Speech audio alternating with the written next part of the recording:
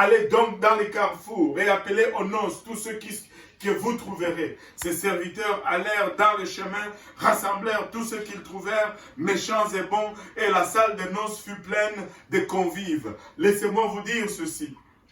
Alléluia. L'invitation est lancée. Mais ceux qui étaient conviés n'ont pas jugé bon de se rendre à l'invitation.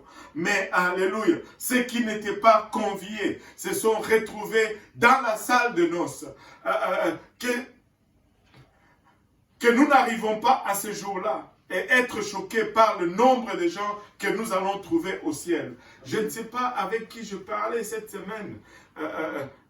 Je ne me rappelle vraiment pas avec qui je parlais cette semaine, mais on était en train de parler de tout ce qui se passe encore dans le monde aujourd'hui. On était en train de parler de tout ce qui se passe aux États-Unis. On était en train de regarder une vidéo de Donald Trump qui était en train de témoigner de quelqu'un qui est sorti de la prison, qui a donné sa vie au Seigneur et qui a commencé à servir Dieu et qui a commencé à influencer plusieurs personnes. Et Donald Trump déclare que la seule chose qui change vraiment la vie, c'est la parole de Dieu.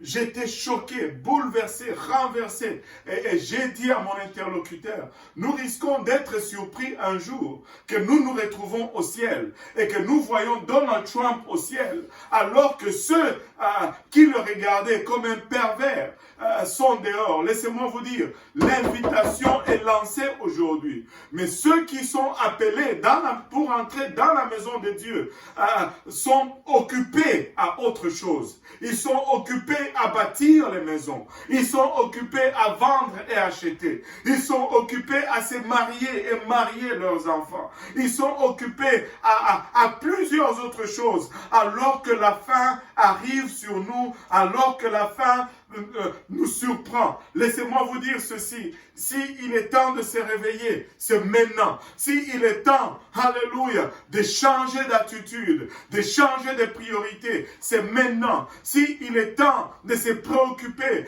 des choses du Seigneur, c'est bien maintenant. Aujourd'hui, la chose du salut devient être plus important que toute autre chose dans notre vie aujourd'hui. La fin de ce monde est en train de nous tomber dessus. La fin de ce monde est en train de nous surprendre. Ça serait très triste que le retour du Seigneur surprenne ceux qui demeurent dans la maison du Seigneur.